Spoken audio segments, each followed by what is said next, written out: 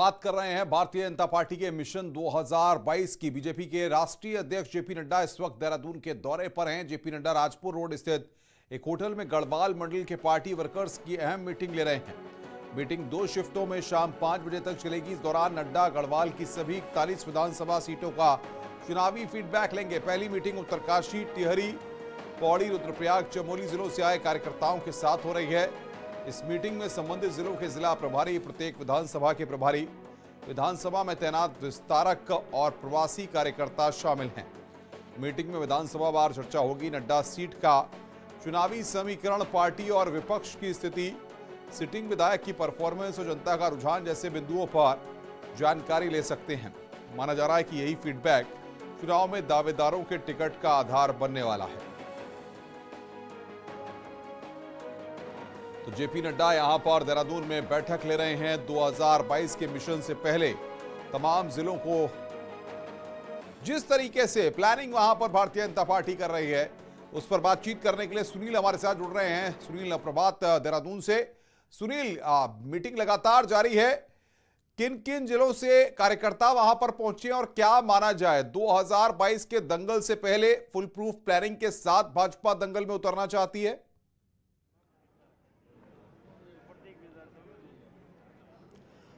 बिल्कुल अनुपम, अभी meeting continue है और जो गढ़वाल के 7 जिले हैं, 7 जिलों की जो 41 विधानसभा सीटें हैं, उनके कार्यकर्ताओं के साथ जेपी नड्डा यहां पर मीटिंग कर रहे हैं। मुख्यमंत्री पुष्कर धामी मीटिंग में मौजूद हैं, प्रदेश अध्यक्ष हैं, बीजेपी के जो प्रदेश प्रभारी हैं और चुनावों के जो प्रभारी हैं, वो तमाम लोग इसमें मौजूद हैं। अभी जो पहले दौर की जो मीटिंग है उसमें गढ़वाल की 5 जिलों की, उत्तरकाशी, पौड़ी, टिहरी और रुद्रप्रयाग जिलों के कार्यकर्ता इस मीटिंग में शामिल हैं। और जो कार्यकर्ता भी हैं अनुपम, उसमें जो जिलों के प्रभारी, विधानसभाओं के प्रभारी, विधानसभाओं में जो पार्टी ने चुनाव के दृष्टिगत जो विस्तारक तैनात किए हैं, वो इसमें शामिल है। इसके अलावा अदर स्टेट से भी बीजेपी ने प्रत्येक विधानसभा में 2-2 लोग तैनात किए हैं ताकि वो निष्पक्ष तौर पर जो ग्राउंड की हकीकत है उसका एनालिसिस कर सके। आप नजर बना के रखिए, आगे भी हम आपसे अपडेट लेते रहेंगे। सुनील हमारे संवाददाता ग्राउंड जीरो से हमें अपडेट दे रहे थे।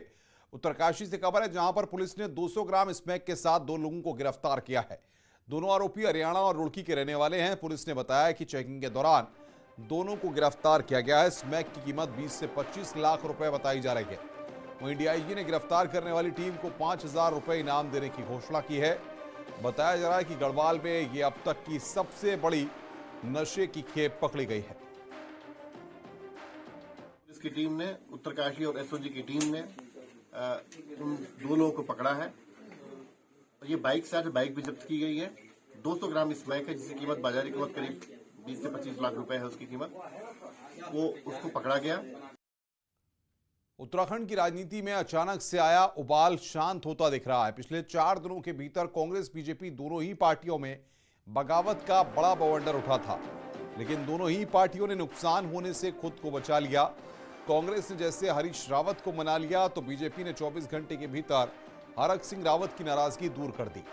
नाराजगी से लेकर इस्तीफे तक की खबरों के बीच हरक सिंह रावत सीएम धामी के आवास पर पहुंचे और फिर उनकी नाराजगी दूर हो गई है। मुलाकात के बाद हरक सिंह रावत ने सीएम को छोटा भाई बताया है। दरअसल कोटद्वार में मेडिकल कॉलेज बनाने के प्रस्ताव को मंजूरी नहीं मिलने से हरक सिंह रावत नाराज हुए थे।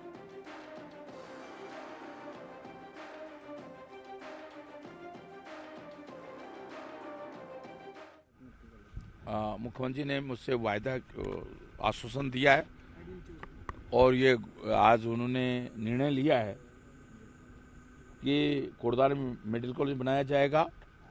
उसके लिए 25 करोड़ रुपया धन सिंह जी भी थे, मदन कौशिक जी भी थे। ये निर्णय हुआ कि कोटद्वार मेडिकल कॉलेज के लिए प्रथम किस्त के रूप में 25 करोड़ रुपया अवमुक्त किया जाएगा और उस मेडिकल कॉलेज को प्रदेश सरकार प्राथमिकता से बनाएगी। तो निश्चित रूप से पुष्कर धामी मेरे छोटे भाई हैं और मेरे उनसे आज से संबंध नहीं है, पुराने संबंध है और मैं निश्चित रूप से मेरा आशीर्वाद उनके साथ है। त्रिवेंद्र रावत के गड्ढे भर रहे हैं पुष्कर सिंह धामी। देखो, पुष्कर धामी के नेतृत्व में निश्चित रूप से बहुत लो प्रोफाइल वाले व्यक्ति, एक सिपाही के बेटे हैं। हरीश रावत ने अपने बयान को लेकर सोशल मीडिया में पोस्ट शेयर की है जिसमें उन्होंने लिखा है कि कल प्रेस कॉन्फ्रेंस के दौरान एक गलती हो गई जिसमें उन्होंने मेरा नेतृत्व शब्द का इस्तेमाल किया था। उन्होंने लगा कि इस शब्द से अहंकार झलकता है। चुनाव मेरे नेतृत्व में नहीं बल्कि मेरी अगुवाई में लड़ा जाएगा। हरीश रावत ने अपने बयान पर माफी मांगी है।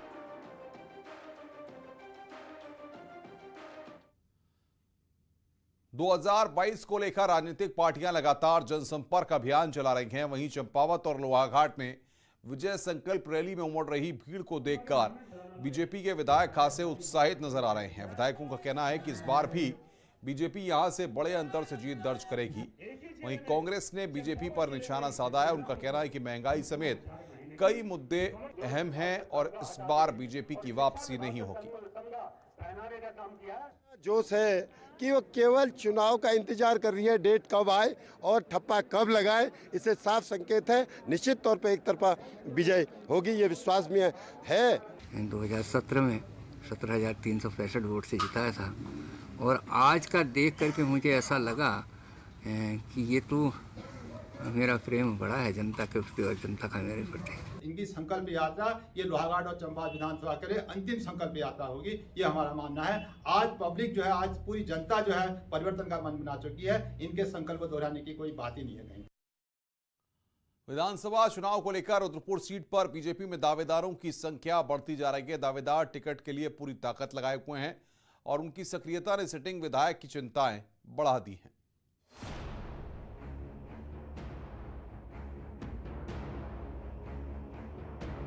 राज्य गठन के बाद हुए 2 चुनावों में रुद्रपुर सीट पर कांग्रेस का कब्जा रहा, लेकिन 2012 में बीजेपी ने राजकुमार ठुकराल को मैदान में उतारकर ये सीट कांग्रेस से झटक ली थी। 2017 में भी ठुकराल दूसरी बार चुनाव जीते और इस बार उनके पास हैट्रिक का मौका है, लेकिन चुनावी मैदान में उतरने से पहले उनको पार्टी में अपनों से मिल रही टिकट की चुनौती से पार पाना है, जो आसान नहीं है। टिकट के लिए जिला अध्यक्ष शिव अरोरा, किसान मोर्चा प्रदेश अध्यक्ष अनिल चौहान, वन निगम अध्यक्ष सुरेश परिहार सहित 8 नेता टिकट की दौड़ में हैं। इसमें अधिकांश नेता अपने पक्ष में माहौल बनाने के लिए क्षेत्र में जनसंपर्क और बैठकें करने में जुटे हैं। मैं भारतीय जनता पार्टी के जिला उधमसिंह नगर का जिलाध्यक्ष हूँ। पूरी निष्ठा के साथ अपने दायित्व का निर्वहन कर रहा हूँ। भारतीय जनता पार्टी का शीर्ष नेतृत्व कार्यकर्ता की निष्ठा, योग्यता, क्षमता के आधार पर अपना निर्णय लेता है। किसको संगठन में रहना है, किसको चुनाव लड़वाना है, ये शीर्ष नेतृत्व तय करता है। जो भी मेरी भूमिका शीर्ष नेतृत्व तय करेगा। बीजेपी से टिकट मांग रहे दावेदार खुद को अनुभवी और पार्टी के लिए समर्पित होने का दावा कर रहे हैं। कोई युवा, कोई बंगाली, कोई देशी समाज के नाम पर टिकट मांग रहा है, लेकिन सिटिंग विधायक राजकुमार ठुकराल टिकट को लेकर आश्वस्त होने के साथ ही दावेदारों को अपना भाई बता रहे हैं। इसलिए मैंने भारतीय जनता पार्टी से निवेदन किया है कि अगर मुझे मौका देते हैं तो मेरा जो 20 साल का अनुभव है, माननीय युवा मुख्यमंत्री पुष्कर सिंह धामी जी के साथ जो हमने काम किया है, उसका जो अनुभव है, उसके नाते हम रुद्रपुर के अंदर इस सीट को जीत के आएंगे। लोकतंत्र के अंदर किसी को भी दावा करने का अधिकार है। ये डेमोक्रेटिक तरीके से अपनी पार्टी के अंदर रहकर दावा कर रहे हैं। ये सब छोटे भाई तो है हमारे, ये कौन है, कोई शत्रु थोड़ी ना है। भारतीय जनता पार्टी के कार्यकर्ता है ना, हर कार्यकर्ता को दावा करने का अधिकार है। टिकट तो एक को मिलेगा ना, हम सब लोग मिलकर बीजेपी की वैतरणी को पार करेंगे। भारतीय जनता पार्टी का कमल का फूल जीतना चाहिए। रुद्रपुर को बीजेपी का गढ़ माना जाता है, लिहाजा गढ़ का वजूद मजबूत बनाए रखने के लिए बीजेपी प्रत्याशी चयन में कोई चूक नहीं चाहेगी।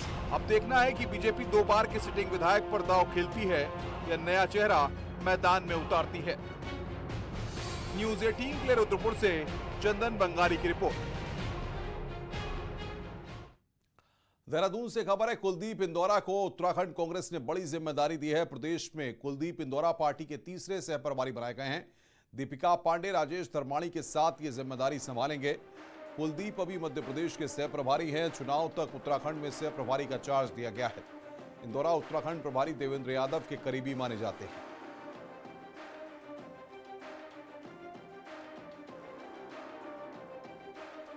खबरें और भी हैं, फिलहाल एक ब्रेक के लिए। ब्रेक के बाद जल्द हाजिर होते हैं।